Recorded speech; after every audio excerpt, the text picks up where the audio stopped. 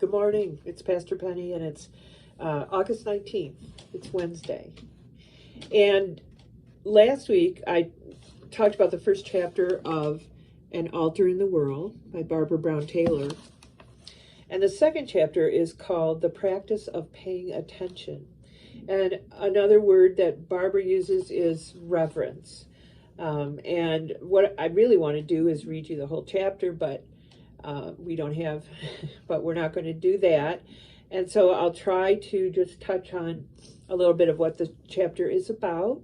And I recommend that you get this book and read it, and I guarantee that you will not be bored, that that you will be drawn in. So Barbara starts out by talking about reverence, and the classical philosopher Paul Woodruff says reverence is the virtue that keeps people from trying to act like gods. That's always a good thing. He says to forget that you're only human, to think you can act like a god. This is the opposite of reverence.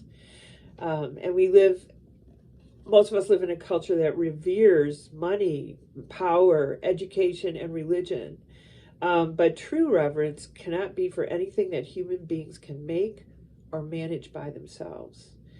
By definition, reverence is the recognition of something greater than the self, something that's beyond human creation or control, that transcends full human understanding. God certainly meets those criteria, right? But so do birth, death, sex, nature, truth, justice, and wisdom.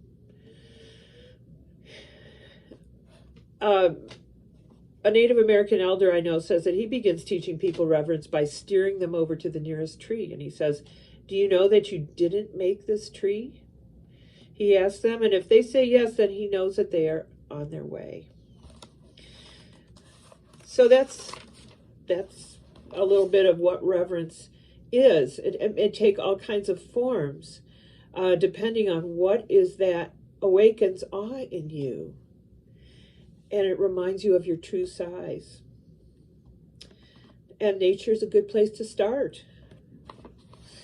Nature is full of things bigger and more powerful than human beings, including but not limited to night skies. Think about these: oceans, thunderstorms, deserts, grizzly bears, earthquakes, and rain-swollen rivers. But size is not everything. Properly attended to, even a mosquito is capable of evoking reverence. So Barbara says the easiest practice of reverence is just to sit down somewhere outside, preferably near a body of water, and pay attention. Pay attention to that space around you and a little further out. And that's a lot of it. Just pay attention. And soon you will begin to see the souls and pebbles, ants, small mounds of moss, and the acorn on its way to becoming an oak tree.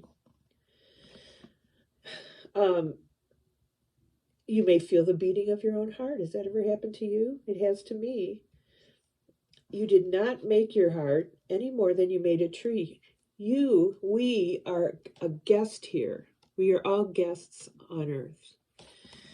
It is not ours. You have been given a free pass to this modest domain and everything in it. So reverence requires a certain pace. And then she tells a story about Moses and how he was tending sheep, and he decided to go see what the burning bush was all about. And if he had just brushed that away and walked on, he wouldn't have had this conversation with God. Remember the burning bush? And God takes him sort of under his wing, and Moses got that. She also says, she's talking about her neighbor that she gets along with. Okay, they hardly see each other though. And she says, I cannot speak for him, but I know that I have an easier time loving humankind than I do loving particular human beings. I've met other people who feel that way too.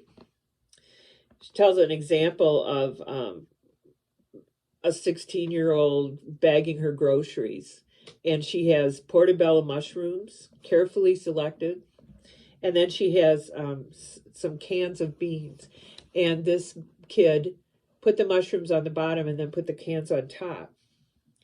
And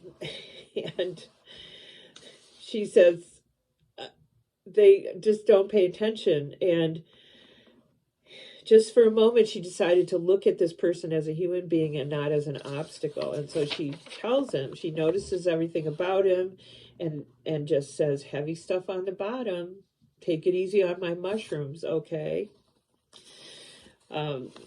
Everyone is coming from somewhere and going somewhere, same way I am, she says. She's talking about noticing people on the subway. She hides behind her dark glasses. And she also says particular human beings get in her way, but she tries to practice paying attention. They talk on their cell phones while she's having lunch. They talk on their cell phones waiting to pay for my gas. They talk on their cell phones while I'm trying to step past them on the sidewalk.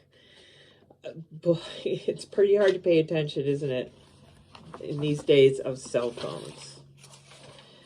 And then she talks about anything can be a sacrament if it's regarded properly.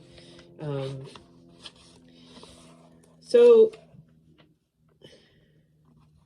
you have to just get this book and read it. That's the last thing I have to say to you, or the second to last thing. Like all the other practices in this book, paying attention requires no equipment, no special clothes, no greens fees, or personal trainers. You do not even have to be in particularly good shape. All you need is a body on this earth, willing to notice where it is, trusting that even something as small as a hazelnut can become an altar to the world. So I hope you enjoyed that. Blessings.